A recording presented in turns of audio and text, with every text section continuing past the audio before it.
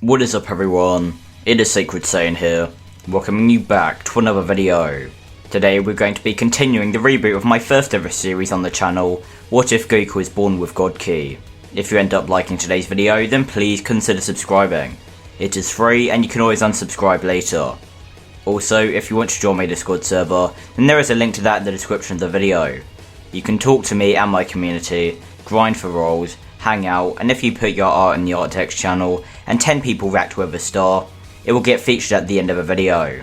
Since you guys absolutely demolished the last like goal, if you want to see another part of this series, then get this video to 600 likes. I will only make another part of this series after we hit that.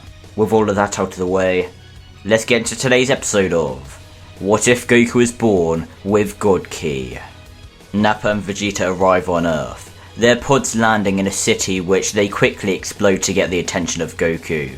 Goku would flare his ki, and the scouters of Nappa and Vegeta would go off and detect a power level of 4000.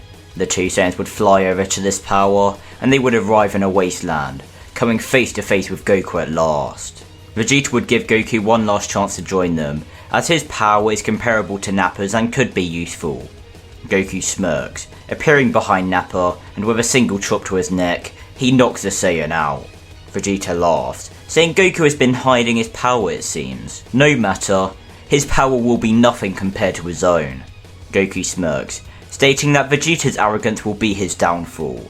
And just so Vegeta knows, he will have no impact on this world.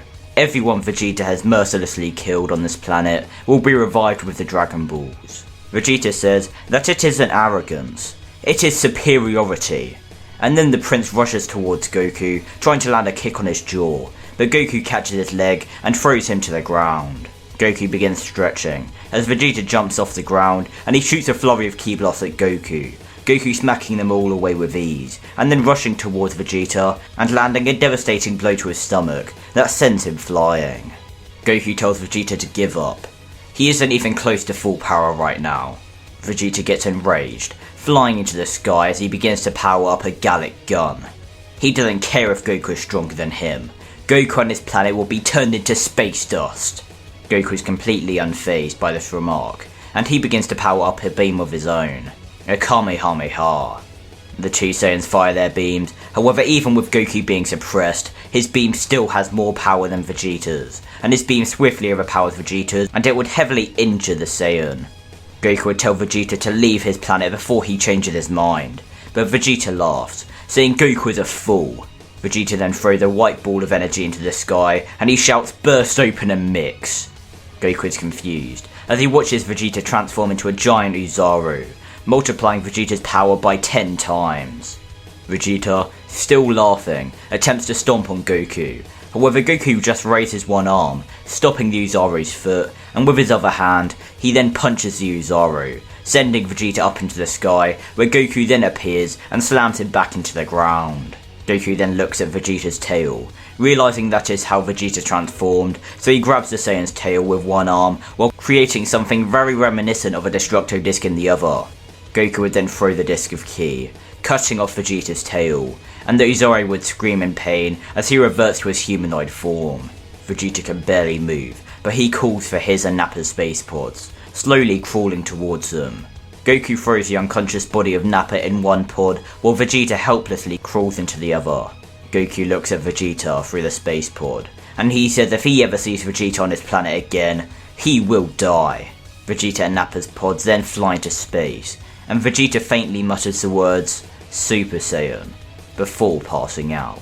Goku then flies over to the lookout, informing Kami of his victory, and now they need to gather the Dragon Balls in order to revive everyone the Saiyans killed.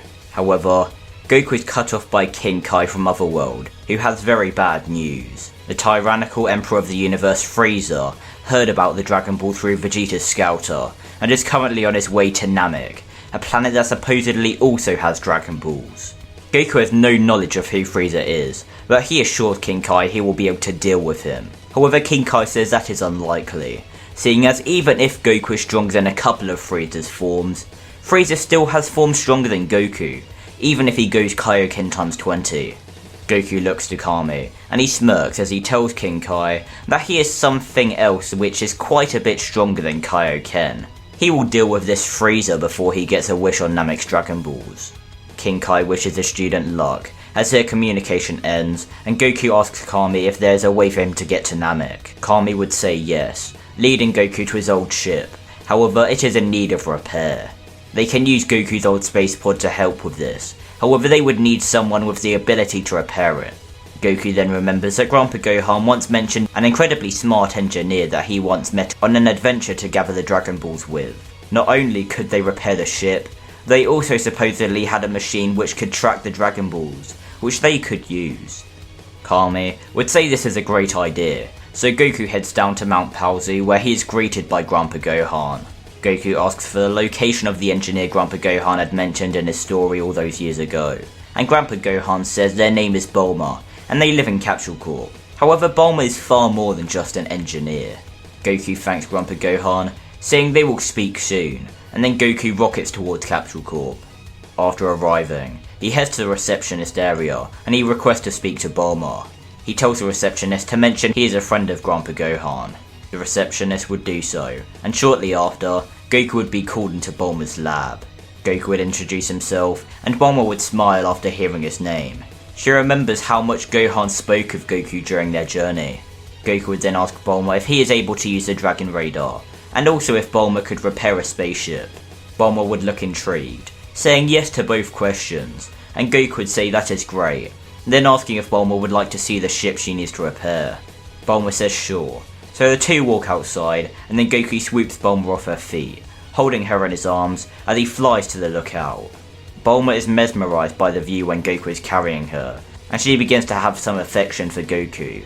However, that isn't important right now, as they arrive on the lookout and Bulma examines Kami's ship, along with Goku's space pod.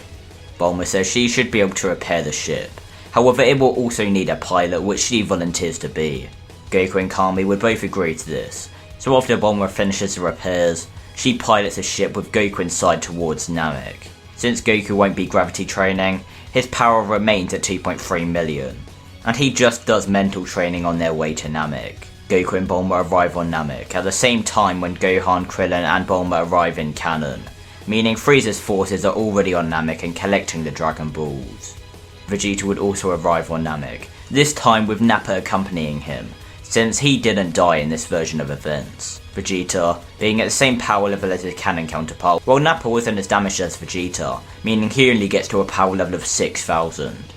Vegeta and Nappa would face off against Kui, easily defeating him, and we head back over to Goku, who is watching as Frieza, Zarbon and Dodoria interrogate a Namekian village. Goku decides to not take on Frieza straight away, wanting to gauge Frieza's full power before he does, so he quickly jumps in front of the Namekian villagers, and he shoots a flurry of small ki blasts, breaking all the Frieza Force scouters. Goku then punches the ground, creating a smoke screen, and all the Namekians run away. Goku would then fly away, but Dodoria follows him, and they have an encounter. And since Frieza is still anxious about Vegeta being on Namek, he sends Zarbon to deal with him just in case Kui couldn't do the job. This would mean Goku faces Dodoria, while Vegeta and Nappa face Zarbon. Goku would easily defeat Dodoria with no effort at all, however Vegeta and Nappa wouldn't be able to do the same with Zarbon. Vegeta and Nappa would be beating Zarbon until he uses his monster form, which he would utilise to brutally beat both Vegeta and Nappa, then taking them both back to Frieza's ship in order to heal them and get information. However, this would lead to Zarbon's demise after the two Saiyans are healed, along with Frieza losing all the Dragon Balls he has gathered, which greatly enrages the Space Emperor. Goku would eventually cross paths with Vegeta and Nappa, the three ready to face each other, but this is when the Ginyu force arrives. Vegeta and Nappa take on Goldo, while Goku takes on the rest of the Ginyu force, including Captain Ginyu himself. Jeice and Berta would be the first to attack Goku, trying to land dual kicks on the Saiyan, however Goku would block both of their kicks, and with one powerful ki blast each, Goku would kill the pair. Raccoon would be next to try and face the Saiyan, however with a single punch through Raccoon's stomach, he would also fall. Captain Ginyu would be shocked, but he would then begin to slowly clap, commending Goku's power and offering him a spot in the mighty Ginyu force. Goku would chuckle, saying it isn't much of a force anymore, seeing as Ginyu is the only one left other than Goldo over there who looks like he is about to die as well. Ginyu laughed, saying he supposes Goku is right, but that doesn't matter. He will avenge his crew here and now. Goku smirks, simply saying no, and then, with his glare alone, he kills the captain of the Ginyu force. At the same time, Vegeta and Nappa kill Goldo, and they look over to Goku, seeing he has taken out the rest of the Ginyu force. Both Vegeta and Nappa look in amazement at Goku, however their faces quickly turn from amazement to horror, as Goku turns around and Frieza is standing there, chuckling to himself. Frieza then outstretches a single finger, firing a death beam which pierces through Vegeta's chest. Frieza then smirks, asking who's next. Hopefully you guys enjoyed this video, and if you did then make sure to like, comment and please do subscribe. It is quick and easy to do. With all of that out of the way, I hope to see you all in the next episode of What If Goku Was Born with God Ki.